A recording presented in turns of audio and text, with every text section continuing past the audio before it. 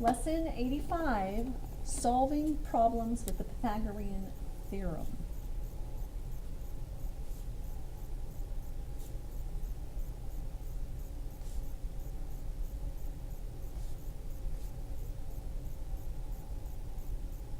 Everyone say Pythagorean.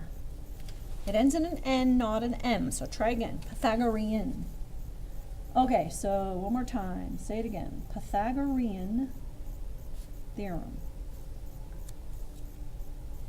So it is, can only be used with right triangles. We have a squared plus b squared equals c squared.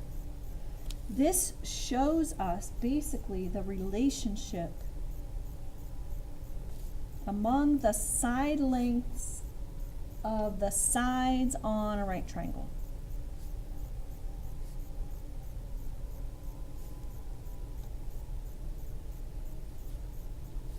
And I want you to double underline the word right, because it only works with a right triangle. So the A and the B are called the legs, and C is the hypotenuse. So I'm going to show some examples where we would use the Pythagorean theorem to find side lengths. So if we had a right triangle where this is 12 units, the other leg is 16 units, and we're looking for the hypotenuse. Let's call it C, since that's what we're used to saying is the hypotenuse is C. So we could use the Pythagorean theorem, and we know that's 12 squared plus 16 squared is going to equal C squared. Now I'm looking for C, not C squared. So we're going to solve for C squared, then we'll take the square root to find what C is. So we have 144 plus 256 equals C squared. We have 400 equals C squared. When we take the square root, technically we have to say it's plus or minus the square root of 400. But since we're dealing with side lengths, we can say that C is equal to 20 units. Here's another example. If we have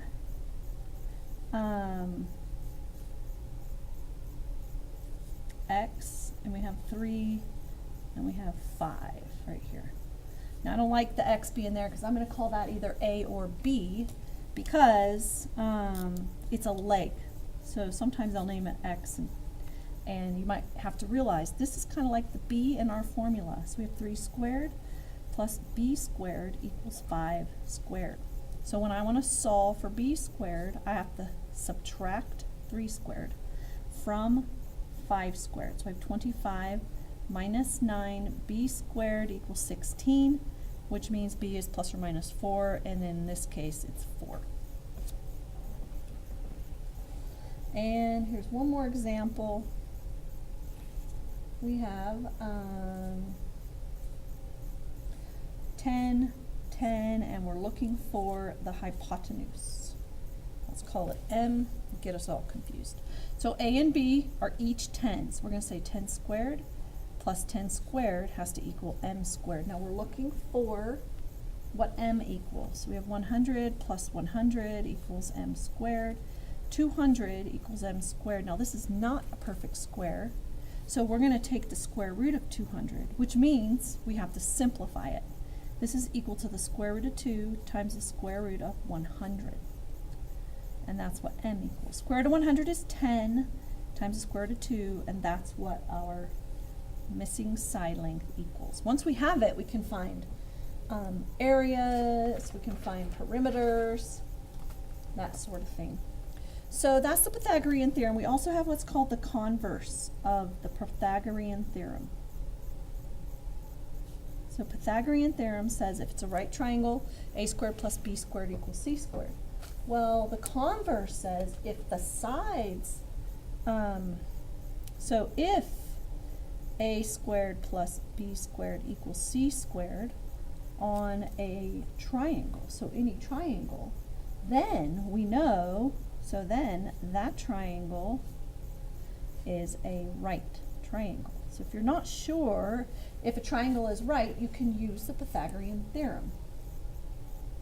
So C is the hypotenuse. You've got to remember that.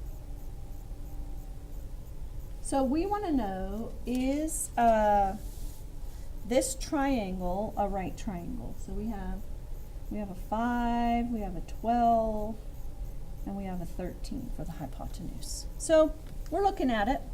It looks right triangle, but we can't go by looks. We got to go by the converse and see if 5 squared plus 12 squared, if that's going to equal 13 squared. So we're going to put a question mark there because that's what we're trying to test. 5 squared is 25, 12 squared is 144, and 13 squared is 169. 25 plus 144 is 169. So yes, they are equal, which means yes, it is a right triangle. So it's a good way to test for rightness. Okay, we have, for Pythagorean, we have what's called a Pythagorean triple.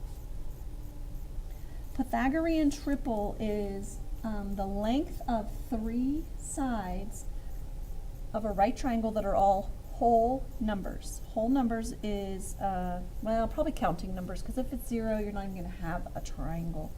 So it's a group of 3 side lengths of a triangle.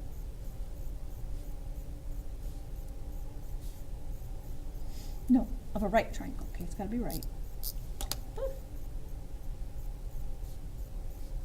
That are counting numbers. So we've already found a few in our examples. We had a 3, 4, 5. We've had a 12, 16, 20. The 10, 10, and 10 root 2. Since 10 root 2 is not a whole number, then that's not a Pythagorean triple. So we want to know, is this a Pythagorean triple? I'm not going to write it out. 4, 5, 6. So we take the 2 smaller numbers, square them and add them together, and see if it's equal to the last number. Triple. Let's not put dashes there because it looks like negatives. We'll just put commas. Okay. So 4 squared is 16. 5 squared is 25. Does that equal 36? This is 41. Does not equal, so no. It's not a triple. How about this example? 9, 12, 15.